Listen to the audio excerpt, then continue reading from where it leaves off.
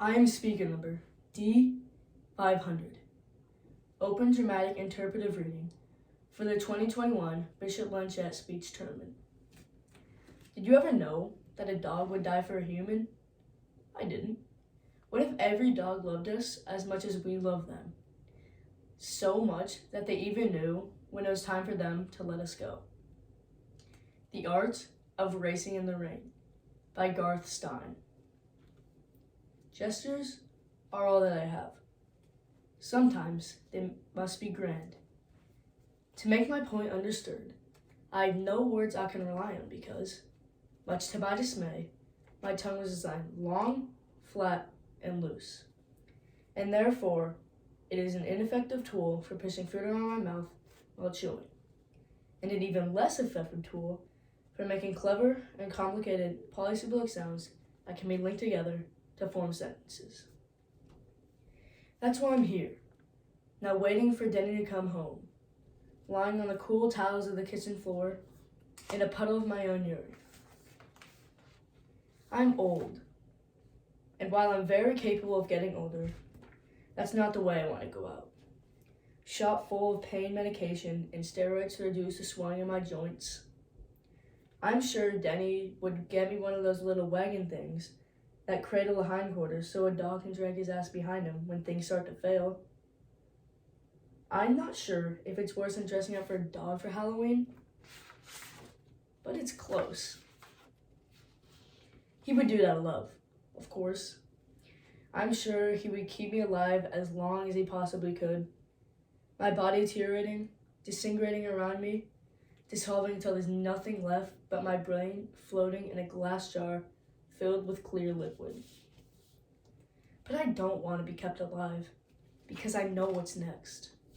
I saw it on a TV documentary that explained everything and told me the truth.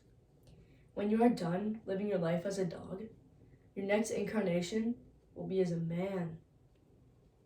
The door opens, and I hear him with his familiar cry, "Yo, Zoe!" Usually, I can't help but put aside my pain and hoist myself to my feet, wag my tail, sling my tongue around, and shove my face into his crotch. It takes a human-like willpower to hold back on this particular occasion. But I do. I hold back.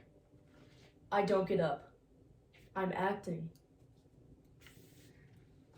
Enzo? I hear his footsteps, the concern in his voice. He finds me and looks down. I lift my head, wag my toe feebly so it taps against the floor. I play the part. He shakes his head and runs his hand through his hair, sets down the plastic bag from the grocery store that has his dinner in it. I can smell the roast chicken through the plastic.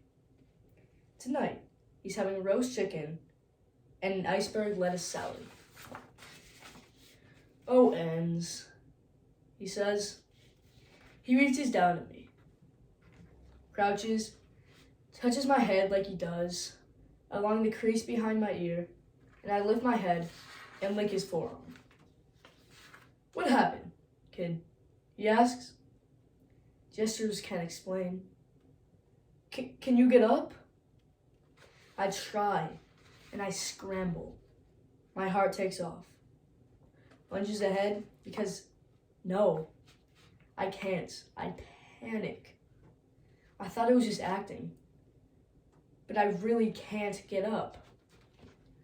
Life imitating art. "Take it easy, kid," he says, pressing down on my chest to calm me. "I've got you." He lifts me easily.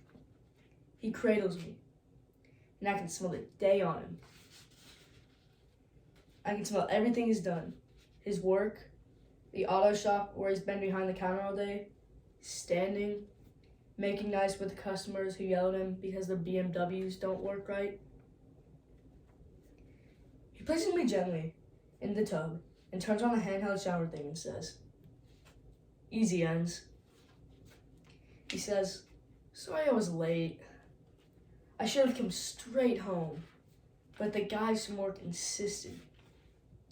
He trails off, and I realize that he thinks my accident was because he was late. Oh no, that's not how this was meant. I didn't want him to feel bad about this.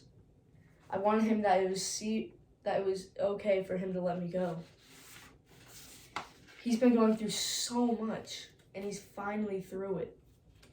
He needs to not have me around to worry about anymore. He is so brilliant. He shines. He's beautiful with his hands that grab things and his tongue that says things. And even the way he stands. I will miss him and little Zoe. And I know they will miss me. After this happens, Denny will be free to live his life. And I will return to Earth in a new form. As a man. Just like on TV. And I'll find him and shake his hand and comment on how talented he really is. And then I will wink at him and say, Enzo says hello. After the bath, he cleans the kitchen floor while I watch. He sets me up in front of the TV while he prepares his dinner. How about a show? He says. Yes, a show, I reply. But of course he doesn't hear me. He puts in a video from one of his races, and he turns it on and we watch. Danny is as good as any driver in history, but no one sees him because he has responsibilities. He has a daughter, Zoe, and his wife, Eve, who was sick until she died. And he has me. And a job. When we get back, he picks up the phone and dials. Mike, he says. Mike is Denny's friend from the auto shop, where they both work behind the counter. Can you cover for me tomorrow? I have to take Enzo to the vet again. We've been going there a lot recently to get different medicines that are supposed to help me make me feel comfortable, but they don't. Then he stops talking for a minute, and when he starts again, his voice doesn't sound like his normal voice. I'm not sure it's a round trip visit. I'm surprised my plan is working, but it's the right thing for Denny to do. He's done so much for me, my whole life. I owe him the gift of setting me free. We had a good run. I close my eyes and listen vaguely, in a half sleep, as he does the things he does before he sleeps each night. Brushing and splashing. So many things. People and their rituals. Thank you.